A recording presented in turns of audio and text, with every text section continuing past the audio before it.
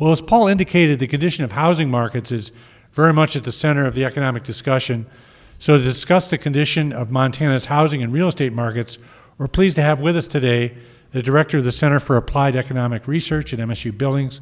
Would you please join me in welcoming Scott Rickard. Scott.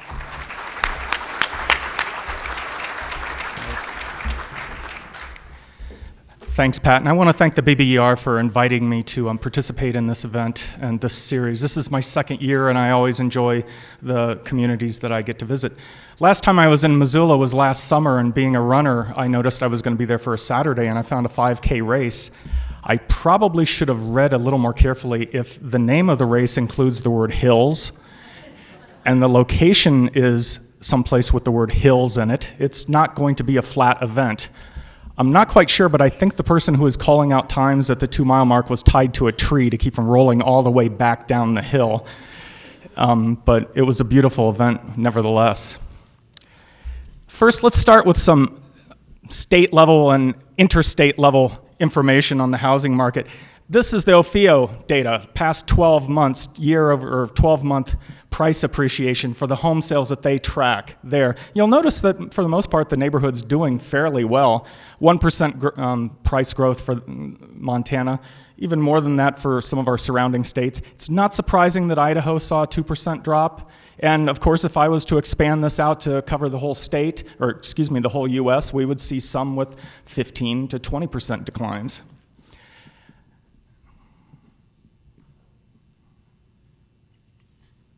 There we go. Talking about foreclosures, using the Realty Track data, we hear about foreclosures, and yes, it's definitely a problem, but I would just like to gauge the level of the problem in other states as opposed to Montana. The average rate based upon December 2008 for foreclosures in California, the statewide average was 1 housing unit in 73. That would be about the area of that red square. All right, using the same data set, only applying it to Montana. All right, see that little tiny, the highest county in Montana, the county with the highest foreclosure rate, it's 1 in 1,064. So you see, while it's horrible that anyone is in foreclosure, and yes, these numbers could grow, we are a factor of 10 in better shape compared to some other states. Now, since last summer, I've been working with the Montana Department of Revenue as their outside expert at looking at Montana housing prices. Their concern was that prices could potentially have peaked in 2007, and thus with the reappraisal cycle coming up, then that would have resulted in prices not being at a level, the reappraised base prices would be at a level that people couldn't expect to sell their homes for. So all of this data comes from the Montana Department of Revenue property transfer certificates and other information that they've provided. You take a look at the number of sales per year. Basically, for 2 or 3 years there, we had 15, close to 16,000 sales per year. And since 2006, basically that number has dropped by 50%. I don't have complete data for 2008, but I have most of the fall. And I would expect that if rolling this up, when I get the final numbers, it'll be somewhere in the neighborhood 8,500 sales for 2008, so about a 50% drop off. Looking at price points for those homes selling for less than $150,000, basically in 2003, that was 50% or more of the sales were for sub $150,000 properties. And this most recent year, it's looking more to be a quarter or 25%. That has implications, of course, for affordability. Looking at the other end of the spectrum, sale of $500,000 plus homes. Now that statewide, that was about 2% of the market back in 2003, and it's tracked up to 4 to 5% of the state market is for homes over that price point. Looking at the total volume of dollar volume of all the homes sold, that reached a peak in 2006, I believe, of $3.2 billion in real estate transactions.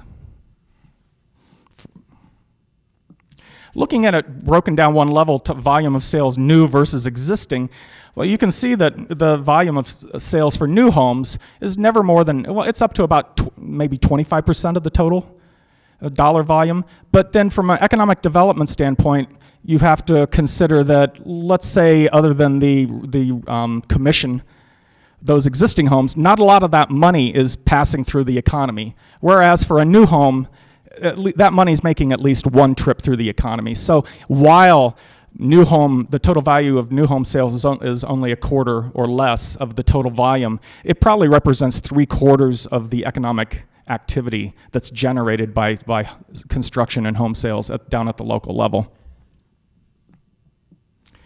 Looking at average prices, new versus existing, consistently average price for new homes 30 to 50% higher than the average price paid for existing homes. So you can see that, for example, if we simply had a shift in the ratio of how many new homes sold compared to how many existing homes, that could have some implication upon average prices just right there. Now, if there's one statistic that you could track, I would suggest a median price. Median price is, of course, that price at the 50th percentile, at which half of the people paid more than that amount for their home and another half paid less. And that's not as affected by those extreme ends, those million-dollar homes, in which, looking at the state, I saw the highest value for a property increase and double and double and double again, to the point of I think it went up as high as $8 million for an individual property. So that right in itself can tend to skew average. And so I would suggest you look at median prices if you're following one stat. And one thing you'll see there is you'll notice that basically if you just look at average price, it flattens out 2007, 2008, whereas median prices continue to show an increase from 130 to 135. And I think that is the underlying trend, is that outside these high-end homes not selling in the same ratio compared to others, we are continuing to see some price appreciation. Another way to look at it is the green line represents the homes at the 25th percentile of median and what they sold for, all right? Think of those as affordable homes. Think of the blue, that's the true median, the 50th percentile, and the red is the upper tier, the 75th percentile, that price. You'll notice that until 2006, we had some appreciation up there at the high end, but then it flattened out. And whereas at the more affordable, at the lower end, the green, that continues to climb. So we are looking at that. It would appear that more of the reason that we're seeing increases in prices at the median level is more from upward pressure from the less expensive homes than it is from the continued pulling up from those expensive properties. Now, my sales forecast, like I said, I thought potentially 8,500 homes for calendar 2008. Running all the data that I had from 2003 on, I'd forecast another 10% drop at the state level. I'm looking at right now approximately 8,000 home sales for calendar 2009. And that would put us 60% below our peak in 2006. Now, let's get down to some county level. I was, like I said, with the data I had, I could reduce the granularity and look at county-specific information. First, remember, 2/3 of all the sales took place in one of 6 counties in Montana. If you added Silverbow and Ravalli in there, that would be 80% of all the transactions took place in one of 8 counties. Also, consider that 12 to 14 of the counties in the state, their total number of transactions didn't represent 1% of the total for the state.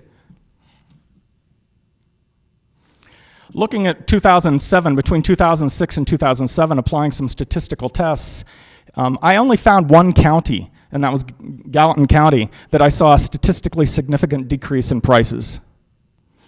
And that was approximately 5% decline for that year. If it's a light green, that meant one of the tests that showed up statistically significant. If it's a darker green, that means both of the tests that I employed, it came up statistically significant for price increases. Doing the same thing for 2008, I only found one county, in that case Flathead, with statistically significant declines in prices, and that was approximately 7% decline. Now, in both of these cases from 2003, both of these counties still had run-ups of 40 to 50% in price. However, they gave some of that back, or have given some of that back more recently. Last thing I did, I used statistical models to see if I could get at some underlying trends. And as we've seen, as I think we've seen here, is that differences in characteristics of the homes can somewhat drive prices. And if there's changes in what's selling in the market, that can lead us to seeing changes in median or average prices that may not be representative of underlying value. What I found was a statistically significant increase in prices or underlying value for homes in 2008 compared to 2007. And also that there were these characteristics that played a part in that. And once you controlled for size, once you controlled for age of the home, once you controlled for characteristics of the home, and once you controlled for the county, that you would find that underlying increase in value. Here's one example of the locational preference. There's a certain home. I just pulled a home out of the database and looked at what it, based upon my model, what it would have been worth in 2 different counties. In this case, the fact that this home was located in Ravalli County as opposed to Yellowstone represented about another $36,000 in value. Or to say if we had the tornado literally lift up the home from Yellowstone County and drop it down in Ravalli, that would be a $36,000 improvement to that property.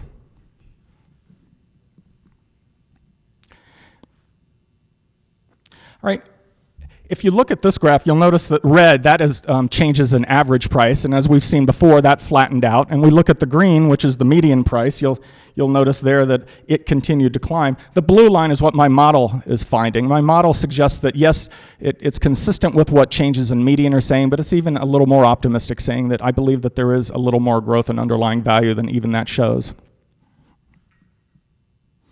And one other way to look at it is look the counties in the green compared to the counties in the red.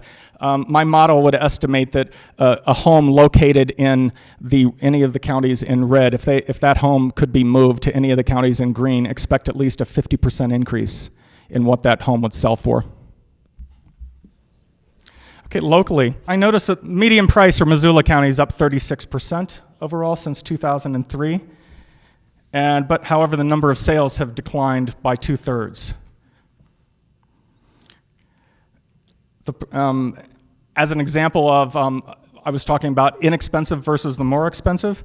For Missoula County, we saw about remember it was 50% for the statewide? Well, Missoula County, only about 1/3 of the homes in 2003 sold for less than $150,000, and now that number is down at 10%.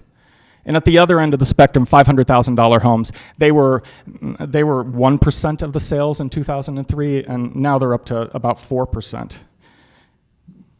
And in addition, I ran my model also for individual counties, and Missoula County, it did show a statistically significant price increase for 2008 also. And it was actually a little higher than the state average. The underlying values were up 5% based upon my model. Total sales, $2.5 billion in real estate transactions since 2003. That ranked the county 4th in the state. The highest, I believe, was $2.7 billion, and that was Flathead. 2008, it's looking like that number will be, all told, about 150 million, so down considerably. Now for Ravalli County, median price grew by 62% since 2003.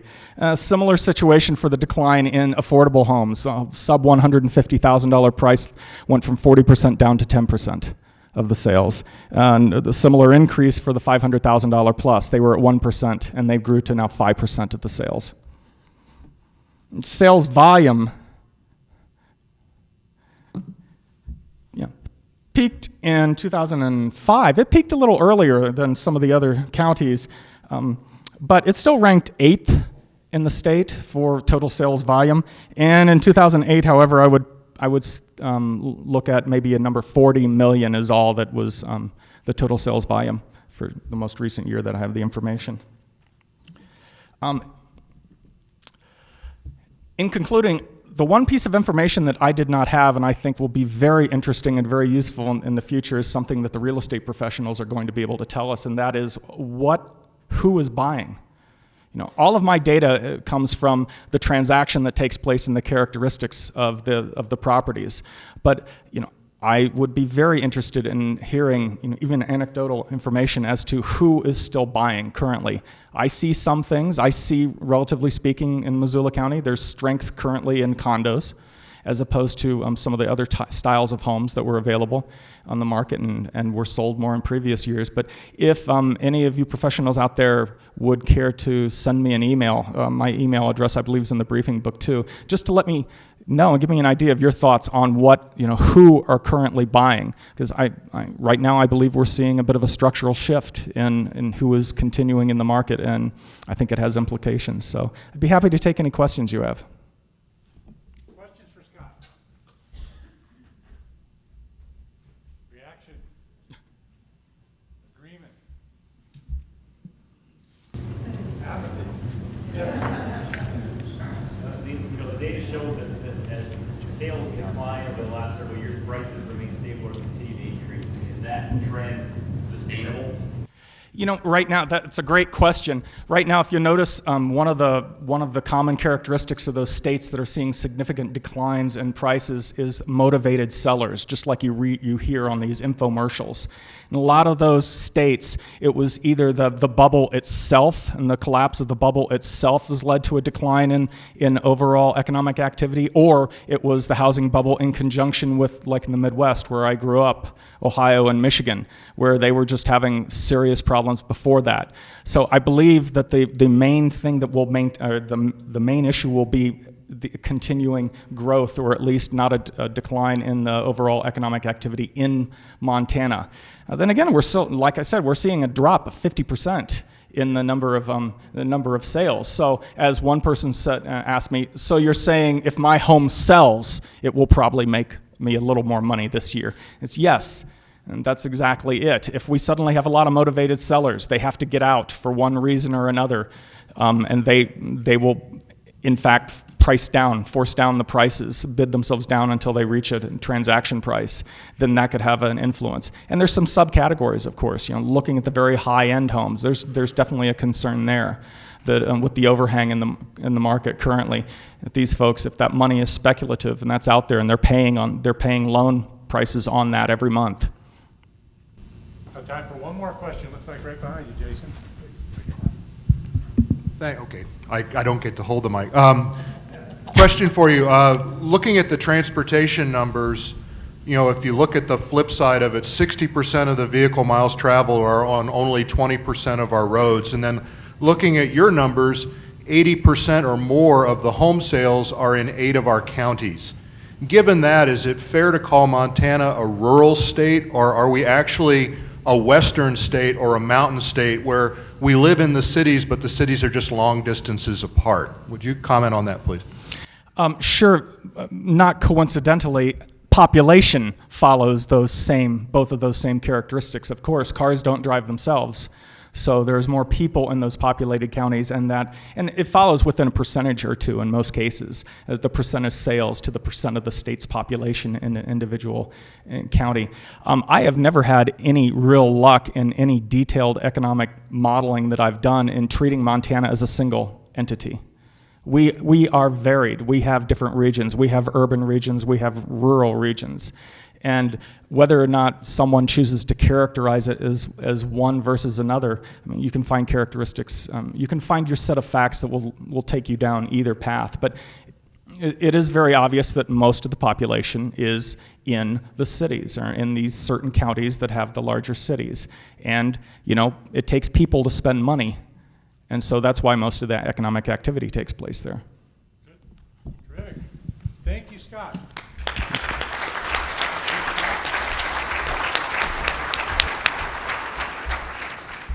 And now we're going to turn back to the local economy, and we are very pleased to have with us today Dick King, who's president of the Missoula Economic Development Corporation, to talk about events in Missoula.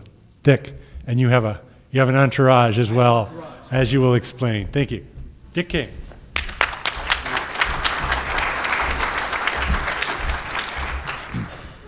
Thank you, Pat, and I want to thank the Bureau for this opportunity. Also want to thank the several sponsors. It's a great event, and we want to feature just a few highlights of what we see coming in the next year, and then we've got a special guest and a little announcement to make. So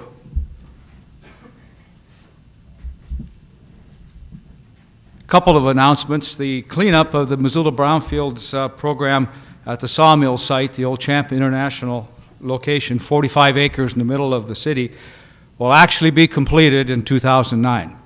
Those of you familiar with that project know it's been a long time coming.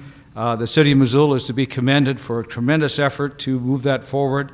There is a loan fund now in place that can finance cleanup of brownfield sites. We're hoping to make that regional. The city will receive another $400,000 from EPA, and we'll match that with 80. So we hope to do some more of the cleanup work that makes these sites within cities available for redevelopment. Working with the Airport Authority, I want to commend them. Transportation is the theme, and a direct flight to California would be a big plus for our community and our region. Every business we talk to, when we ask about where in California should they go, San Francisco, the Bay Area. It's a business-to-business relationship. There is an economic downturn, I guess we could say, whatever word you want to use. The data is pretty intimidating, but we currently have 3 companies that are looking at Missoula for locating here. These are basic industries. The key thing in that ability to track those companies is available sites, having a site ready to go. We administer in partnership with the University of Montana, the Montana Technology and Enterprise Center. Montech is graduating its second company, Sunburst Sensors. They will be moving out of the incubator and occupying private space. The first company was GCS Research, and they just received a $3 million contract with the Army. So hopefully we'll see some more companies grow with entrepreneurial effort. Our annual meeting is on the 24th, and I just say we have an announcement at that meeting on an initiative that we'll be undertaking that if you're able to come, contact our office and join us at noon on the 24th. One of the things that's very obvious to us looking at the data that's been presented so far is we need to make sure we're competitive in the economic marketplace. An initiative that we are preparing to undertake in 2009 is an economic blueprint for Western Montana.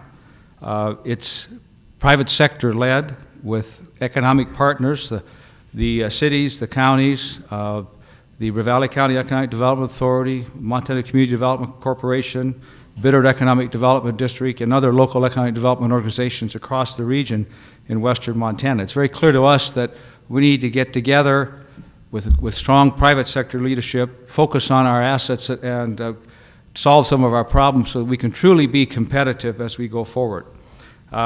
Related to that, the industry that is common to all of us in Western Montana, and it is a big part of our history and our heritage, is the forest products industry.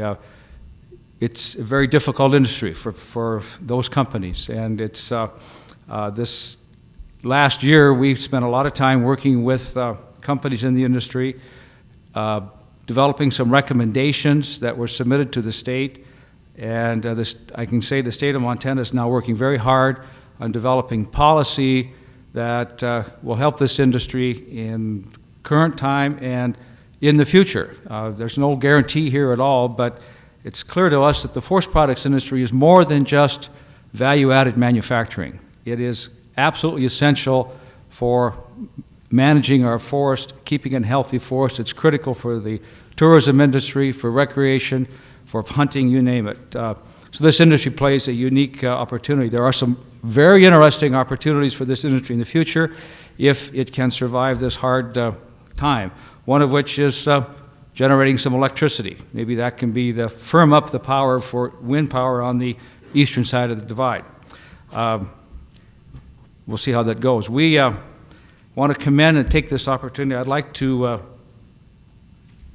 introduce Tony Preedy, the director of the Montana Department of Commerce, and we prepared a proposal for the department with the assistance of the Bureau, and I'll get to that in just a minute, with regard to the wood products industry, and I'll introduce Tony and give him the proposal. And this is Chad DeLong, our vice president, and we have, Chad's got the proposal, and it looks like wood on the side. So. Good. Good morning, everyone. It's great to be here. Governor Schweitzer sends his best regards. We're very happy to have participated in this in what really monetarily was a very small way, and we do have a little check presentation to show that we have been active in this in the last 3 small studies that have taken place. I know everyone's eyes and ears and TV and whatever is concentrated now on the goings on in Washington, D.C., and what the new stimulus package may be. I'm here to tell you this morning that you know as much about it as I do as far as how it will be coming down, how it will be distributed.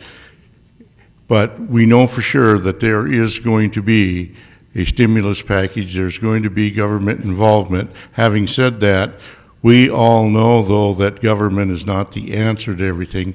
Government needs a seat at the table, but as we all know, it's the private sector that really is going to get us out of this. But we are very happy to join in partnership. Missoula Area Economic Development has been a great partner for us.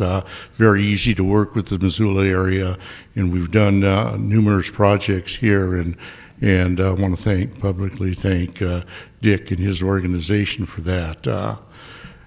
On the stimulus bill, just very, very quickly, we are, of course, in daily contact with congressional delegation, with particularly with Senator Baucus and Senator Tester, because we want to make sure that Montana is given full consideration, and both those gentlemen, of course, know Montana very well.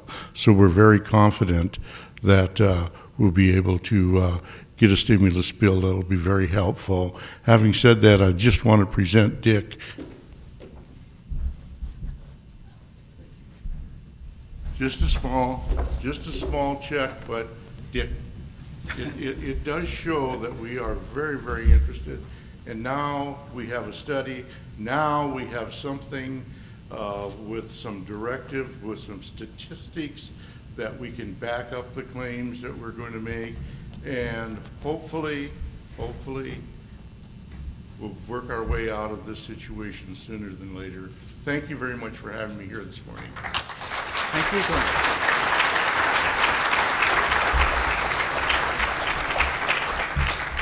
Well, I want to thank Tony and the Department of Commerce. They've been a great partner in local economic development. I also want to commend Chad.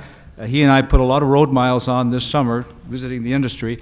I haven't done the math, Chuck and Todd, but this will get me how many thousand board feet of dimensional lumber? 120 per thousand, something like that. Yeah. I want to make one other point. I think there's hope for this industry, because guess what my socks are made of? Wood pulp. My wife found them yesterday at the store, so there's hope for wood products. Thank you very much.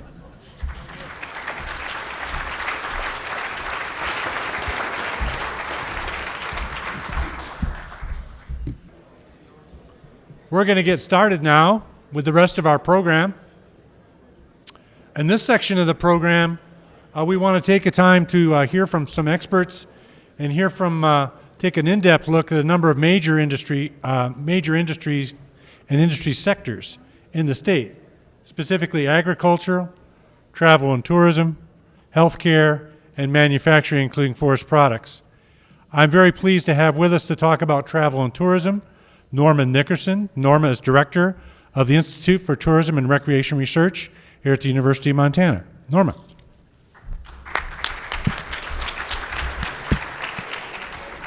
Thanks, Pat. Appreciate it. Can you all hear me out there?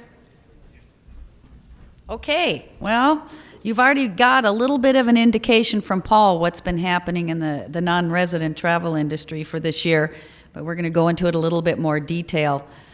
As you see from this graph, 2008, and these are our preliminary numbers, was down 3.7. It could be 4% when we get all the numbers in. And I'm giving you the end of my presentation and saying that we're expecting this next year, 2009, to experience another 2% decrease in non-resident travel in Montana. Now, last year at this time, I actually said we expect a 2 to 3% increase. So what happened? We found out what everybody in this country, where their cap is, and it's about $4. Anything over $4 on gasoline prices, and we suddenly have an effect on our travel.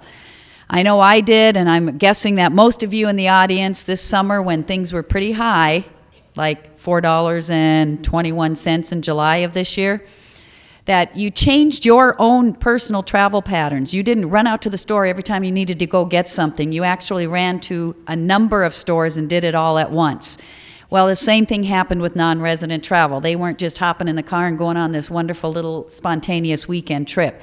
But the gas price cap is around $4, and you'll see that in U.S. overall, it was about a 39% increase in 1 year of gas prices, and in Montana, it was a 36%. Now, a little over a week ago, I wrote that bottom one on there, that the gas prices as of that day was $1.43. It's already going up. So who knows what's going to happen? And if it does go back up, and I know somebody asked a question earlier, but if it does go back up to at least $4 or a little bit more, we are going to have that same effect of non-resident travel, and maybe even worse, because now the rest of the economy has been falling down as well. What are the other indicators that we saw? Rooms sold in the state of Montana. The blue one is Montana, 3% decrease. And by the way, your Outlook book that you have in front of you is a month or so behind in the data that I had, and I've now got the most recent data, so this is the full year. Mountain States was a decrease of 4.1%. Some of you might think, well, why wasn't it even more than that? Well, the average daily rate and these sorts of things. Well, I guess the average daily rate wouldn't refer to the room sold, but we did see this decrease. The interesting thing is North Dakota and South Dakota actually saw an increase, and part of that is the oil boom, where people are staying and living in motels while they are working. We didn't see that quite as much in eastern Montana. Yellowstone and Glacier. I always say this every year. This is one of the signature two pieces of Montana's non-resident travel. They actually were down, and again, in your Outlook book, it only shows like 0.7% decrease, but it's actually now 2.7% decrease in Yellowstone in 2008 and a 2.5% decrease in Glacier in 2008.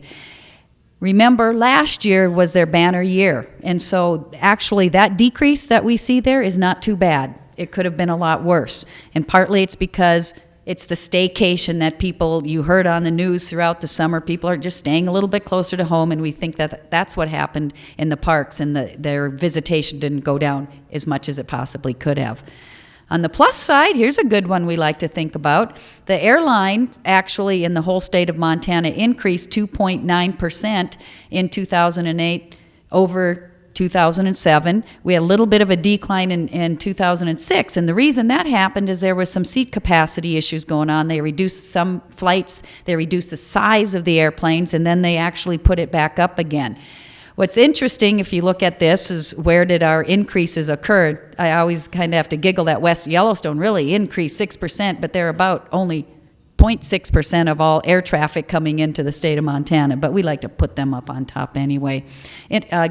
Glacier International Airport had the highest increase, and way down there at the bottom, and this is when I back out of Butte, and I don't like to be there because I give them the bad news, and theirs has been going down year after year after year, and I don't know what's going to happen with their airport if that continues. On a sad note, in terms of airline deboardings and airline capacity, is at the national level, they are saying that capacity nationwide will decrease 10% every year until 2012. Now, what we don't know is that capacity decrease going to funnel down into Montana, or is that going to be the larger communities and the major routes that are out there? We're not too sure. I like to think that we're about as low in capacity as we can get, so they can't reduce us anymore, but we know they could literally jerk out some of those routes, and we might lose some of that. Hopefully not, and actually the non-resident travel industry is what helps us having as much as we do in terms of airline traffic in and out of Montana and each of our communities. Without that, we wouldn't be seeing what we have. Another plus that we had this past year was skiing. Those of you who are skiers out there, you remember last year, and I decided we want to clone last winter and just keep repeating it every winter because it was probably the best winter I know since I've been here and since 1995 that I have seen. No, 1996 was a good one too. That was almost too much snow. But if you think about it, this year's a weird one. We didn't start out good in terms of snow, and then it really came down, and then it warmed right up, and it was raining in a lot of places. We don't know what's going to happen with this year. I don't think it'll be a huge increase because last year was such a banner year that I'd be very surprised if it increased at all, and more than likely it'll go down a little bit. If the weather changes and we have a lot more snow, that could get better. So last summer, gas prices kept going up and up and up. So the Institute for Tourism and Recreation Research, we decided we needed to find out what was going on. Let's get out there, let's talk to those non-residents. And we did a survey July, August, and a little bit of September. And here's some comparisons of how they're spending their money from 2005 to the summer of 2008. And these are vacationers. Remember, vacationers, well, I shouldn't say remember, vacationers spend over 50% of all the travel money that is spent in here, and that is in July, August, and September. So when things are going down in that third quarter of spending, it's going to show up big time everywhere else in the economic picture of non-resident travel. The big one is overall 15% decrease. You might look at this slide and go, oh, well, hotels, motels had a 5% increase this past year, and that's when I got ahead of myself earlier. Average daily rate was actually increased in Montana, so even though they may have seen fewer people coming in a little bit here and there, their rates went up, and so it's not reflected here that they saw a decrease. Some of the big places that did feel the decrease, retail purchases, rental, car rental, outfitters and guides, all those went down. And outfitters and guides is, that's the small entrepreneur in the state of Montana. And if they start losing their customer base, they won't be doing outfitting and guiding like we've seen in the past, and we're going to lose part of that. But overall, the average daily rate went down, or daily expenditures went down 15%. To $177.82 of vacationer travel. In addition to that, so now you're seeing what we're forecasting as the non-resident expenditures, their direct monies that they've dropped. We're saying that will be a 15% decrease from $3.1 billion down to 2.6, almost 2.7 billion in 2008, and if that continues, it might go down again in 2009. But it wasn't just the fact that they changed their expenditure pattern. The vacationers also reduced the number of days that they were spending here in Montana by a whole day. When you take away that day, you've lost a full day of $177 of expenditure. And then in addition to that, that first slide that showed a decrease of 3.7% non-residents coming into the state, we have three things that have exacerbated the fact that the money coming in from the outside has gone down, and we're hoping that doesn't continue. So what's going to happen? It's a roller coaster, and I think it will continue to be a roller coaster for a little while. I hope Paul is right that by this summer, things will start going on an upswing. The problem with that in terms of non-resident travel is they're making plans right now, and what we see is they're backing off and they're not making plans right now. They're waiting to see what happens, and if they have to wait till July or August to see what happens, the non-resident industry, travel industry could go down. But I say it's a roller coaster because I took the liberty to look. You can do this too. You can Google consumer sentiment, sentiment index, all those sorts of things. These are all December ones. Okay, December, U.S. sentiment by the University of Michigan actually went up in December, but the U.S. Conference Board sentiment went down in December to their lowest ever. You went down to Florida, consumer sentiment in December rose 5 points. Upstate New York, it went up again 4 points in November. Montana, as Paul mentioned earlier, all-time low that they saw in their December Montana poll of consumer sentiment. The Canadian consumer confidence also went down, and it was interesting to read that one because they're saying, well, we finally reached the all-time low that the United States has also reached. I don't know if that's a good thing, but they did, and that was in the December survey that they had done. On the other hand, Ireland went up in December, and they rose, but then Hungary went down 4 points in December. So it is a roller coaster. The consumers don't know what is going on out there. You hear something one day and you get really depressed, and then maybe the next day, if you're lucky, you heard something new, or maybe you didn't watch the news that day and so you were feeling a little bit better. So that's my recommendation. Sorry, reporters in the audience, we don't want to watch the news anymore because it's not fun to hear. Sticking with consumer sentiment, Destination Analyst does a survey every December on traveler sentiment, and since we're talking non-resident travel and travel in general, this is rather pertinent to what we do. But what we're seeing is, if you looked at all these numbers, 66% of the people who are traveling out there are definitely looking for bargains. So if you are in any sort of industry that a traveler is going to buy something, get that bargain out in front of them. Get it out there because that's what they're looking for. And if you are a lot higher than somebody else, they're not going to come. They're going to choose your competitor. They're going, about 38%, almost 40% are going to reduce the number of leisure trips that they actually are going to take in 2009. But that means that 62% aren't reducing. I like to flip it around a little bit. We always look on the negative side, but 62% are going to stay the same, the number of trips. They are going to look for, or about a third of them are going to look for less expensive. About not quite a third are going to do the staycation where they're staying closer to home. 28% are going to reduce the distance of their trip. And that's always a fear if you live in Montana because we are not close to anybody. And if they're going to reduce that distance, we may not be on their radar screen this coming year. Overall, 33% of them did say, though, that travel is a high priority, and that was in their disposable income spending, they are going to travel. You can flip that around and say, well, that means almost, 66, 67% didn't put travel up there, but we don't know. What's going to happen this next year? Every year we do an Outlook survey of tourism businesses around the state. This represents 313 tourism businesses who answered our survey. And what's interesting, you look at the bottom of the slide, sorry, you probably can't see it way in the back, but in 2009, and we took this survey right after the election, so at least that unknown wasn't there anymore. They knew who was elected as president. What are you expecting for 2009 in your business? 27% of our respondents said that they expect a decrease in 2009.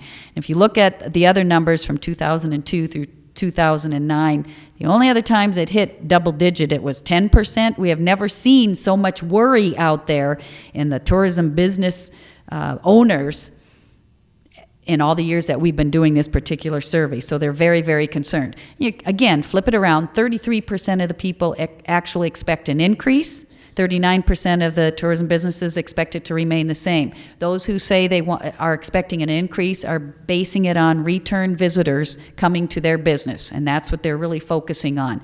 And that could work. We're hoping it does. What are the projections for 2009? I already mentioned that Montana, we're saying 2% decrease. But if you look at nation, total domestic person trips, they're saying 1.7% decrease. Notice they're all negatives in front of there, and I don't like to do that, but there it is. Leisure person trips, a decrease of 1.3%. The big hit is business person trips, down 2.7% is what they're projecting. Businesses, they're saying to their people, if we don't need to travel and you can make that conference call, that's what we're going to do this year because it's going to cut back on a lot of our costs. International inbound, they're expecting a decrease of 1.6%, which includes a decrease of 3.1% from the overseas. Sadly, when the U.S. economy went down, we brought everybody with us. Now, if you remember last summer, our dollar wasn't very strong. And so the Europeans could come over here, Canadians flocked down, and the Canadians actually really helped the fact that we aren't as bad as we were in 2008. It's not going to happen this year. The Canadian dollar, I think I looked last night, it's 82 cents. We go up there now and we're going to get a better bargain than when they come down, and so it's not going to happen with them coming down. Non-resident visitation, we do expect it to go down again this year. And as I mentioned at the beginning, if the gas prices go back up, that 2% decrease that I have on the slide might be a little bit worse. So I'm sorry for all those all that bad news. Get out there and travel. I don't know what else to tell you. And hopefully that other people are, as they do in all these times that we've seen, vacations are still very, very important to people, and they will take them. What it is how long of a trip and how many trips that they will go on will make the difference in what we see here in Montana. So with that, I'll open it up for questions. Right here in front, do you think that we've entered an era where there might be significant hotel room oversupply here in Montana? The question was, are we hitting an era where there might be significant oversupply of hotel rooms here in Montana?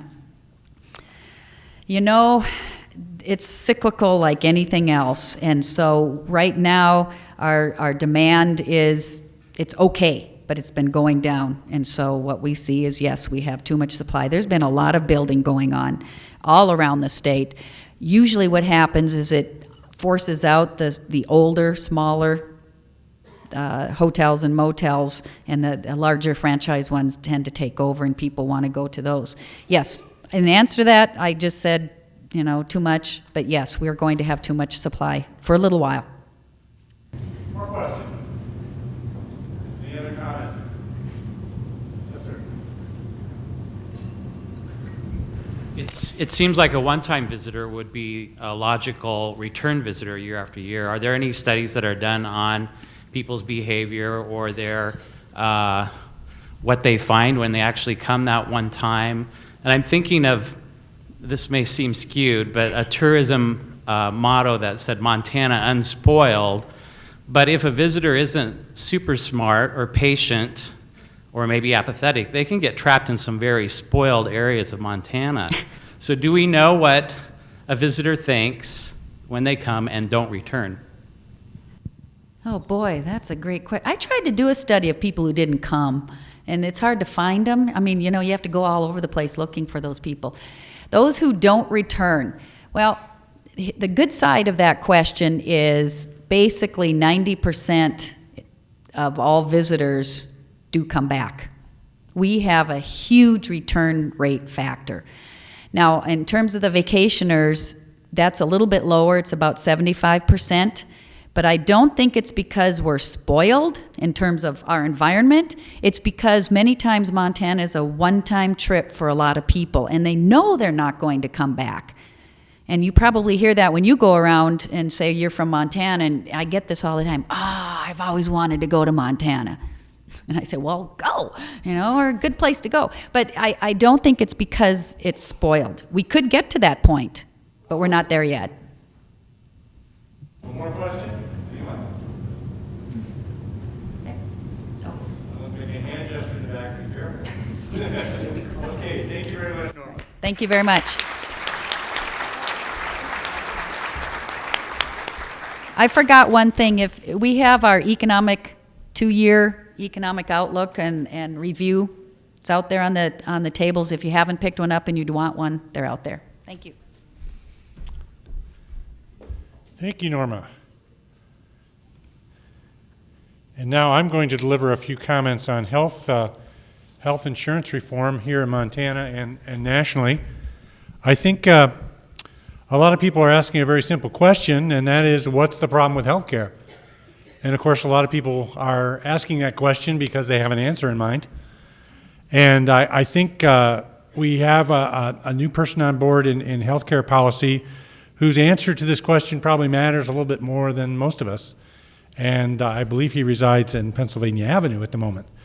And I took a look at then candidate, or now President Obama's healthcare proposal on the web, and I had a little fun with it. I did a little text analysis. And in the little program I had, it reproduced a little collage of words, and the larger the word, the more often it appears in the Obama health care proposal, and this is what I got.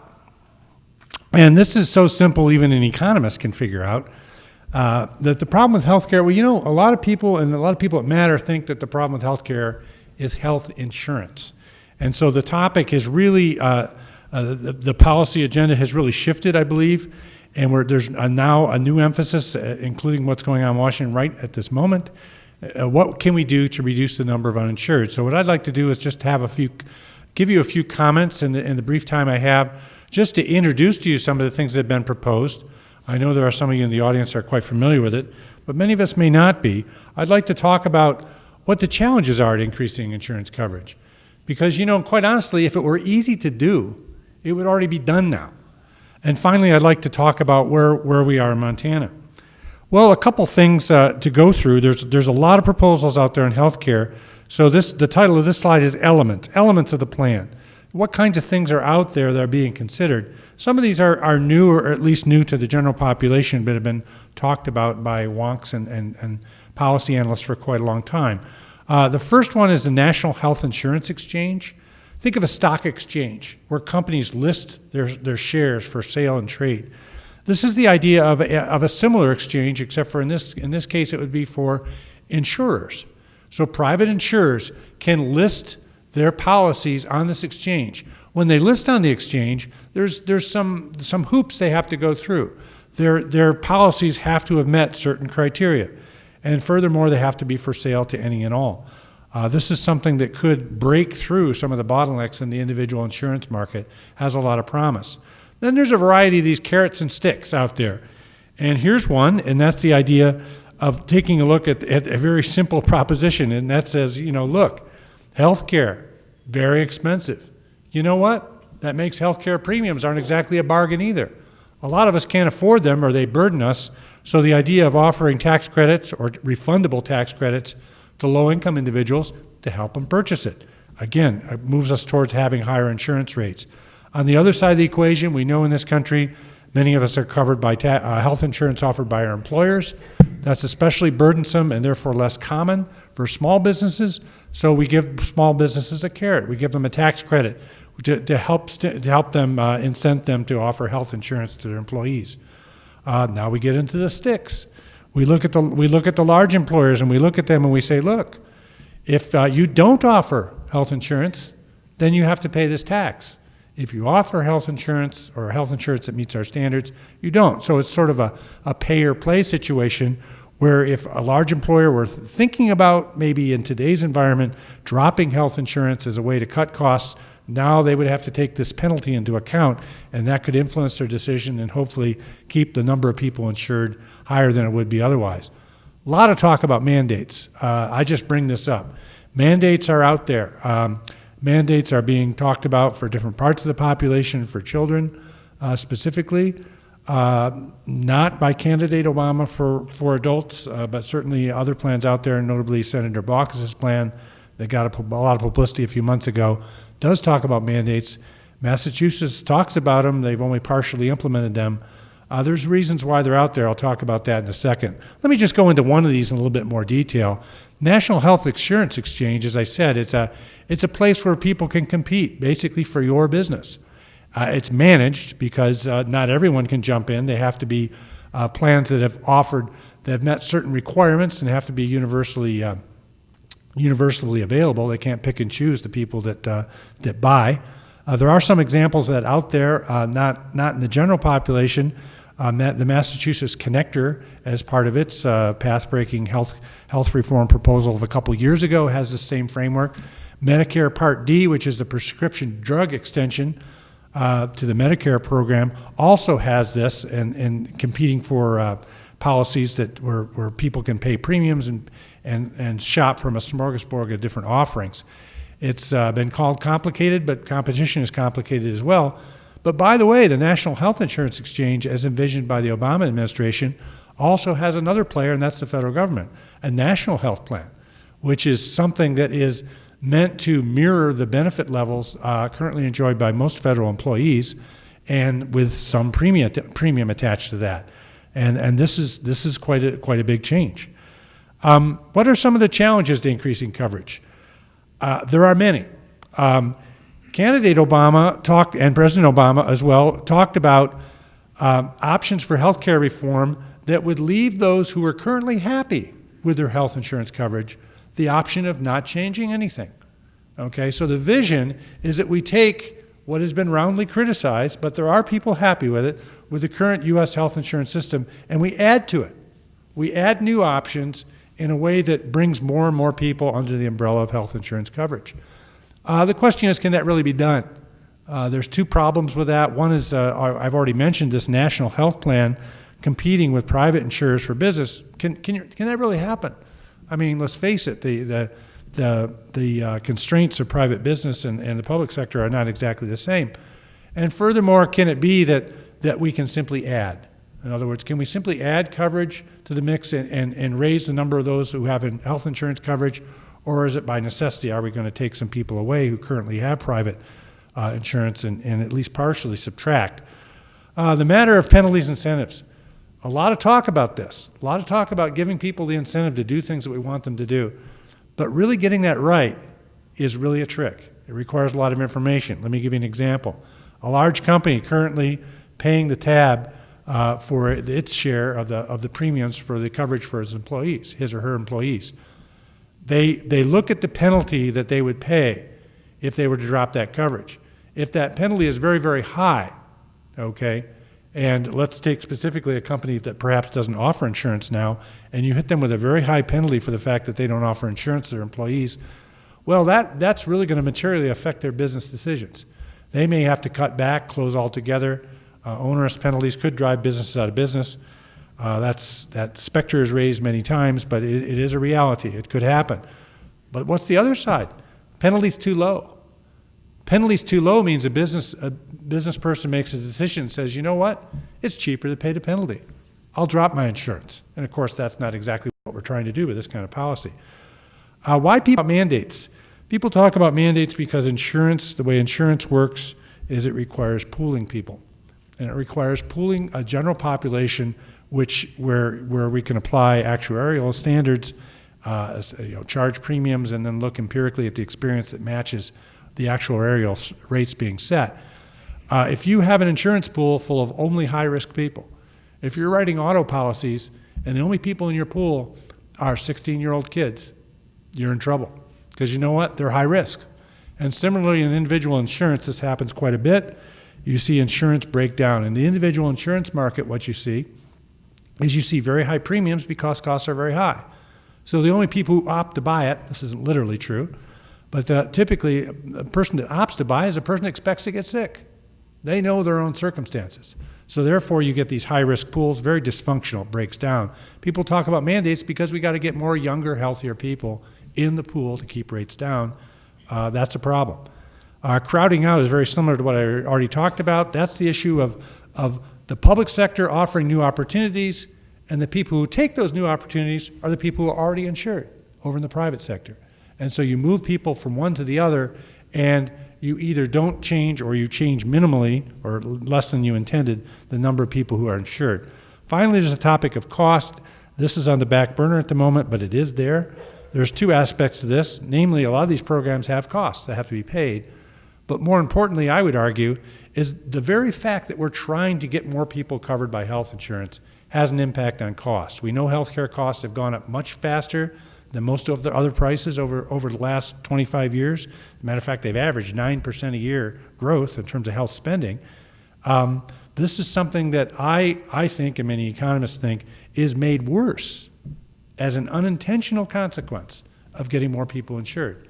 Because when more people are insured, that means that more people are having third-party payers make decisions, and that does reduce the incentive of people to save money. Crowding out, just a couple comments on it.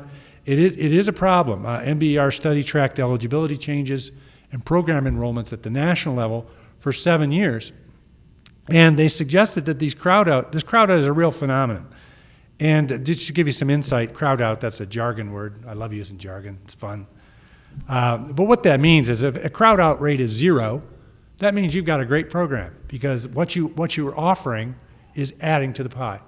A crowd out rate of 100% is the opposite extreme. It means you haven't changed a thing, you've only shifted from one slice of the pie to another. Crowd out rates in between are typically what you expect to find, but of course you can see this data suggests that they can sometimes be quite high and remarkably insensitive to provisions designed to minimize this. Provisions such as mandatory wait periods if you switch from private insurance to public insurance. There's workarounds to these, and people have figured it out. Let me just close with a couple comments about where we are here in Montana. In Montana, we have a slightly higher fraction of our population that is not covered by health insurance, 16%, according to the most recent current population survey, uninsured in Montana versus 15% in the U.S. However, the profile of those covered by insurance is also is significantly different. The most notable difference between these two is the fact that in the United States, it's much more typical if you have private health insurance that you're covered by a group plan sponsored by your employer. Montana, as a small company state, has less, 48% covered by employer-sponsored plans in Montana versus 54% in the United States. If you go around the state, as we have done in some of our survey research, this is a graph which now flips that around and talks about the percent of the adult population, that's what this survey refers to, percent of the adult population who do not have health care insurance. And this is based on a survey we just completed. It's for the year 2008. It actually was a survey of the labor availability, but along that lines we asked a question. And what we found, and this is really the theme of the rest of my comments, is that the uninsured population of Montana, a remarkably heterogeneous mix, and there are some surprises. For example, as we sit here in this Region 1, I bet you didn't know, I thought you lived in Missoula, but you're actually in Region 1 here, is Northwest Montana has the highest rate, highest fraction of its adult population without insurance of any in the state. State average is about 17% for the adult population. Southwest is low, Eastern is also low. These are driven a little bit by demographics. If you have a higher fraction of your population who's old, over 65, they're going to be covered by Medicare, which is universal. That would bring this rate down. The rest, I think, is governed by your economic base. And in particular, if you have more larger companies in your economic base, they're slightly more likely to offer health insurance, and therefore that would drive these rates up. A lot of things on this we don't understand yet, but there they are. You can see the differences. Impossible to read graph, but I think it's very interesting. It looks great on my screen. This is a graph that shows you the diversity, if you will, and the ability to pay for health insurance. We know there are areas of the state which are economically advantaged and disadvantaged. And in particular, that shows up when you look at the percent of the population receiving Medicaid. The red counties here are counties which are on the highest quartile in terms of the percent of their population receiving Medicaid. Some counties, as much as 20% of the population is receiving Medicaid benefits. When you get to the gray counties, those are the lowest quartile. Some of those counties, and some of them are populous counties, have as little as 3 or 2% receiving Medicaid. So the uninsured population is lumpy. It's not uniformly distributed all throughout the state and hard to reach. A couple other things about the uninsured population that came out from looking at this survey I mentioned that we recently completed. I thought these were fascinating, but then I'm an economist, I'm a geek, I like looking at numbers and graphs. You'll probably think I have a stranglehold on the obvious, you knew all this already, and I'll grant you a lot of this falls in that category, but I still think it's interesting. First off, if you look at the fraction of uninsured by age, you find, that the younger are much less likely to have health insurance, okay? You may have known that. Of course, as you get over 65, as I mentioned earlier, you have the Medicare impact there. But look at this numerically. 31% of those aged 18 to 24 in Montana have no health insurance, and there it goes as you get into older and older cohorts, that fraction falls. If you look at it by education, well, there's nothing about education directly connected with health care, but it is an indicator for a lot of other things, in some cases income. You see that when you're looking at the uninsured population in Montana, it's much more likely you're looking at someone whose highest educational credential is either a high school degree or less than a high school degree, 30%. And as you get to those more educated folks, those uninsured fractions go down pretty significantly. Pretty big differences in this graph. Maybe the trend is not all that amazing. By income, again, this is a duh, I knew this already kind of thing, but look at the differences in the magnitude. When you're looking at the uninsured population, look at those households that earn less than $15,000. Almost 30% don't have health insurance. That's really quite different than some of these brackets in the middle class, upper middle class categories. Finally, and this is maybe the ultimate stranglehold on the obvious graph, and that is looking at the employment status. You know what? If you're employed part-time, it is much more likely that you will not have health insurance.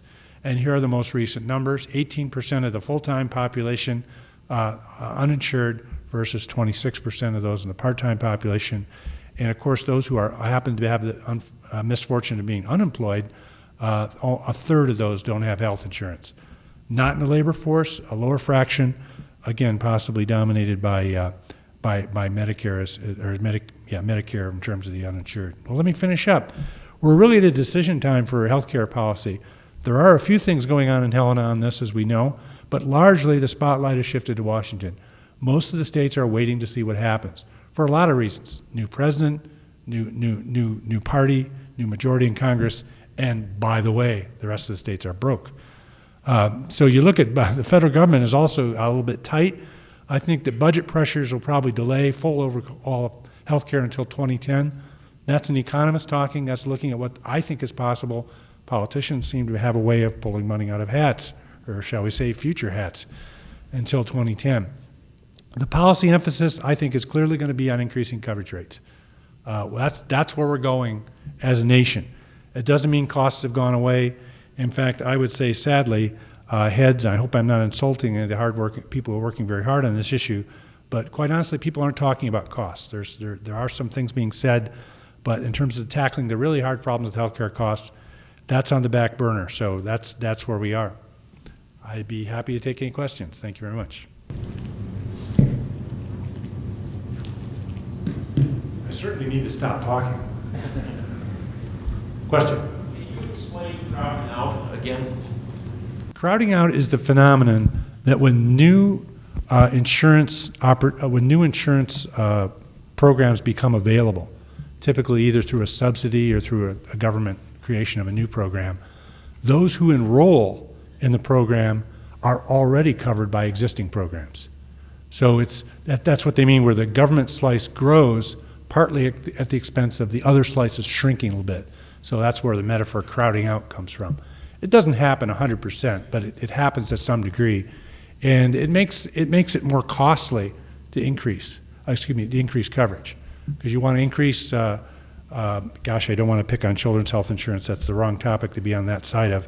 But any policy where you're trying to expand coverage, and you're paying for 40,000 people, more people to be covered, but only 20,000 of them are new, that would be 50% crowding out. Yes, sir. What's the tie-in between the federal stimulus program and the Montana CHIPS program for insuring children? And what do you see as the impact in the next year? Question is, what's the tie-in between the federal stimulus program and the CHIPS program in the state, and where do I see that going in the next year? That's a great question. Of course, Montana is moving on its own in terms of, and as I'm sure you can appreciate, I-155 is funding is the governor is very much in favor of, but it's also, I think it has to be remarked as a very bad environment for new revenue, for new expenditures in Montana. So I think even the backers of that are trying to understand what that all means. The federal government seems to have infinite money at the moment. I say that only half in jest. And obviously there is, and also there's other things happening in Washington which have nothing to do with the stimulus program, but have to do with the expansion of the CHIP program, which, as I believe, just passed the House yesterday. So I think the road is clear for that. That's going to happen in one form or another. Now in the stimulus program, I think everyone's asking about the stimulus, and the honest answer is we don't know, but actually that's not quite true. We do know that in the stimulus program, this doesn't get at your question about CHIP, but it's the unfortunate legacy of recessions that states run out of money. And one of the most expensive things states spend money on is Medicaid. And it's very unfortunate how many states make cuts to Medicaid in the face of recessions at exactly the time they shouldn't do it. I believe the stimulus program will help that so that doesn't have to happen. I think that's very important. In the back. Talking about trying to reduce health costs, one of the most important things is to have an informed health consumer. So recently there was some information about the cost of hospital care. Is the state working on expanding that so that the health consumer can get more information as to what real health costs are, whether doctor visits or whatever, so that we can be wiser in our selection of how to spend our very limited amount of money? Yeah, I heard that question, so I think everybody else must have too, right? Great question. Yes, that's exactly what's happening. It's been happening for a number of years, as you well know, and it's going to continue to happen. However, I talked about this a little bit more last year. I think in terms of consumer knowledge of healthcare, we're in the crib, okay? We know much more about everything else we buy. We probably know more about how mortgages work than we know about healthcare in terms of expenses. We have so far to go, and that's why I think these efforts would have to be ramped up a great deal and much more aggressively if we were really seriously, I would argue, about addressing the problem of cost. That's an important component. I couldn't agree with you more. Yes, sir. I'm just curious, if you have a feeling or a sense of how much litigation impacts the current cost structure of healthcare, and if there's any reform efforts on Question is the impact of litigation on healthcare costs and if there's any reform efforts underway. A great question. You guys want to talk about costs. That's great. But actually, it's not great. It's sobering. I think the impact of litigation on costs is significant. However, it is nonetheless minor compared to so many other things. I believe it is. I've seen the research in terms of what it adds. I think it's pennies per dollar. Now, pennies of a lot of dollars. That's a lot of cost. But compared to some of the other phenomena out there, especially those that are fueling growth, I don't think it's significant. And yes, there are reforms out there, but I think there's also, it goes both ways. One more question. I have to cut myself off.